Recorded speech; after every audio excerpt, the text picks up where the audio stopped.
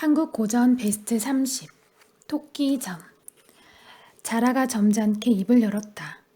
나는 벗을 위하여 좋은 도리를 권하려고 한 것이니 그대는 조금도 달리 생각하지 마시오. 옛말에도 말하기를 위태한 곳에 들어가지 말고 어지러운 나라에 있지 말라고 했소이다. 그런데도 그대는 어찌하여 이처럼 어지러운 세상에서 그냥 살고 계시오? 이제 이렇게 나를 만난 것도 우연한 일이 아닐 것입니다. 만약에 그대가 이 티끌 세상을 하직하고 나를 따라 수궁으로 들어간다면 성경에서 놀면서 천도, 반도복숭아와 불사약, 천일주, 홍감로를 날마다 취하도록 먹을 수 있을 것이외다.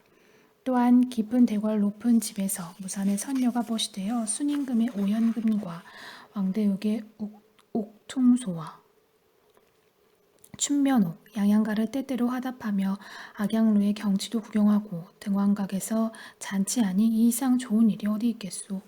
그리고 황학항루에서 글도 짓고 봉황대에서 술을 먹으니 태평한 세상의 부귀공명은 꿈속에서 붙여두고 조금이나마 생각해 보십시오. 자라가 그럴듯하게 꿰자 토끼는 수상한 생각이 들어 고개를 흔들었다. 그대의 말은 비록 듣기에는 좋으나 매우 위태하오. 속담에 이르기를 팔자도망은 도관에 들어도 못한다 했소이다. 나처럼 육지에 살던 몸이 무엇하러 물나라에 들어가겠소. 용궁의 고생이 육지의 고생보다 더하지 말라는 법은 어디 있소. 첫째로 숨을 쉴 수가 없을 것이니 세상 만물 중에서 숨을 쉬지 않고 살 수 있는 것이 어디 있겠으며, 둘째로 내 발은 멀쩡해도 헤엄을 칠 줄 모르는데 넓고 깊은 푸른 물을 무슨 수로 건너갈 것입니까? 팔자에 없는 남의 호강을 쓸데없이 욕심내어 이 세상을 하직하고 그대를 따라 수궁으로 들어갔다가는 반드시 일곱 구멍에 물이 들어가 필경 죽을 것이요. 내 목숨을 속절없이 고기 뱃속에 장사 지내면 임자 없는 내 넋이 푸른 바닷물 속에 외로운 넋이 되어서 구런과 짝이 될 것이니 일가 친척과 자손들이 어떻게 나를 찾을 수 있겠소. 아무리 생각해봐도 10의 8구는 위태합니다. 그려. 자라가 웃으며 그럴듯하게 대꾸했다. 토 선생은 어찌 그리도 답답합니까? 그대는 한 가지만 알고 두 가지는 모릅니다. 그려. 옛말에도 긴 강을 한 개의 갈대로 건너간다고 했소이다. 여섯문은 광묘궁에 들어가서 상량문을 지어주고 천하의 글자에 찢는 이태백은 고래를 타고 달을 건지러 들어가가 삼장법사는 수륙 삼천리를 건너가서 대장경을 구해왔고 한나라 때 장건은 은하수에 올라가서 직녀의 직이석을 주워오고 서방세계 아란존자는 연잎의 거북을 타고 넓은 바다를 마음대로 헤엄쳤으니 생물의 목숨이 하늘에 달려있는데 공연히 죽을 것 같습니까? 대장보로 태어나서 이렇듯 연약하니 될 말이오. 자고로 군자는 사람을 몹쓸 곳에 추천하지 않는 법이니 내가 어찌 그대를 나쁜 곳에 권하겠습니까? 토끼가 마음이 솔깃하여 물었다. 나는 본디 산중에 깊이 살아 벗을 널리 사귀지 못하였고 또한 평안히 살 곳을 찾고자 한 생각이 없지 않으니 그대가 빨리 가르쳐주면 어떻겠습니까? 자라가 이 말을 듣고 마음속으로 은근히 기뻐했다. 이놈이 드디어 내 계략에 말려드는구나. 그러나 내색은 않고 사뭇 점잖은 투로 말했다. 내가 그대의 얼굴을 보니 털빛이 누릇누릇 해뜩해뜩하고 금빛을 띄었으나 물과 어울려도 염려할 필요가 없소이다. 목을 길게 타고났으니 고향을 바라보고 타양살이할 기상이요. 하관이 뾰족하니 위로 구하면 거슬리게 되어 무슨 일을 해도 어렵지만 아래로 구하면 순리대로 되어 온갖 일이 크게 좋아질 것입니다. 그리고 두 귀가 희고 잘생겼으니 남의 말을 잘 들어 부귀를 누릴 것이요. 이마가 탁 트였으니 용문에 올라 이름을 빛낼 것이요. 목소리가 부드러우니 사는 동안 험한 일이 없을 것입니다. 토 선생의 관상이 이처럼 좋으니 이 뒤에 영화와 부귀가 무궁하여 즐거움을 누리는데 끝이 없을 것입니다. 당나라 명왕의 양귀비와 한나라 무제의 승로반이요. 팔자로는 백자 천손을 거느린 곽자요. 부자라는 석숭이요. 풍악으로는 요임금의 대왕곡과 수임금의 봉조곡, 장자방의 옥통소가 저절로 따를 것입니다. 또한 사마상여의 검은고의 탕문군이 담을 넘어올 것입니다. 말솜씨는 전국시대를 휩쓸던 소진과 장이도 따라오지 못하고 가슴에 품은 경륜은 팔진도로 지휘하던 제갈량이 저리 물러갈 것이요.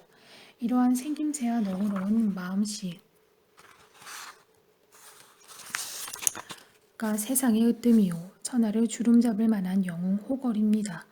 그대가 마침 팔딱팔딱 뛰는 버릇이 있으므로 이 땅에서만 있어서는 위에 말한 여러 가지 즐거움을 결코 한 가지도 누리지 못하고 도리어 그전과 같이 재앙만 있을 것입니다. 오직 이 땅을 떠나야만 온갖 일이 뜻대로 될 것이니 심사숙고하시오. 토끼가 듣고 나더니 기분이 좋아 코를 벌름벌름 하면서 말했다. 내 얼굴도 뛰어났지만 그대의 관상 보는 재주도 신통하구려. 내가 그대를 보니 보통 인물은 아닙니다. 마음이 너그럽고 착한 것이 평생에 남을 속이지 않을 것입니다. 나같이 모자랄 것 없는 떠돌이꾼을 좋은 곳으로 추천하니 고맙기가 그지없소이다. 그건 그렇고 수궁에 들어가면 벼슬 하기는 쉬운지요? 자라가 듣고 속으로 기쁨을 이기지 못했다. 네가 드디어 내 꾀에 말려들었구나. 해서 천연덕스럽게 대답했다. 토 선생은 아직 모르고 계시는군요. 역산에서 밭을 가던 순임금은 당뇨로부터 임금자리를 물려받았고 위수에서 고기를 낚던 강태공은 주나라 문왕의 스승이 되었고 신야에서 밭을 갈던 이유는 탕임금의 재상이 되었고 부엄에서 담을 쌓던 부열은 은나라 고종의 어진 재상이 되었고 소를 먹이던 백리에는 진나라 목공의 정승이 되었고 빨래하는 여자에서의 밥을 빌어먹던 한씨는 한나라의 명장이 되었으니 이 세상이나 우리 수국이나 뽑히기는 일반이요. 어진 임금은 신하를 가려 쓰고 밝은 신하는 임금을 가리는 법이니 우리 용왕께서는 문물을 다 갖추시어 어진 선비를 널리 구하는 중이올시다. 그래서 한 가지 능력과 한 가지 재주만 있는 자라도 모두 높은 벼슬에 올려 쓰십니다. 나같이 재주 없는 인물도 벼슬이 외람되게 주부에 이르렀으니 더구나 토 선생처럼 훌륭한 바탕과 뛰어난 문필을 지닌 인물이야 가기만 하면 부귀가 저절로 굴러들어올 것입니다. 지금 용궁에서는 역사책을 꾸미지 못해 태사관이 될 인물을 널리 구하고 있지만 적당한 사람이 없어서 근심한 지가 오래입니다. 보아하니 토 선생의 글재주가 이 소임에 꼭 알맞을 듯합니다. 만약 그대가 중성운의 예쁜 데를 잡아 동호의 의리를 밝혀준다면 우리 수국의 다행이겠고 그대의 높은 이름이 온 세상에 떨쳐질 것입니다. 내가 토 선생과 함께 용궁으로 들어가면 즉시 우리 용왕께 곧장 추천할 것입니다. 토끼가 듣고 마음이 솔깃했지만 아직도 의심이 있어 주저했다. 그대의 말이 그럴듯하지만 어젯밤에 내 꿈이 불길하니 마음에 저기 꺼림칙합니다. 자라가 듣고 점잖게 말했다. 내가 젊어서 조금 해몽하는 법을 배웠으니 그대의 꿈 얘기를 한번 듣고 싶소이다. 토끼가 눈을 껌뻑껌뻑하면서 대꾸했다. 꿈에 칼을 빼어 배에 대고 몸에 피를 칠해 보이니 아마도 좋지 못한 일을 당할까 염려됩니다. 자라가 잠시 생각하다가 냉정스럽게 말을 받았다. 너무 좋은 꿈을 가지고 공연히 걱정하십니다 그려. 배에 칼을 대었으나 칼은 곧 금이므로 금띠를 띨 것이요 몸에 피칠을 하였으니 붉은 관복을 입을 징조입니다. 이름을 온 세상에 떨칠 것이니 이 어찌 부귀할 꿈이 아니겠소.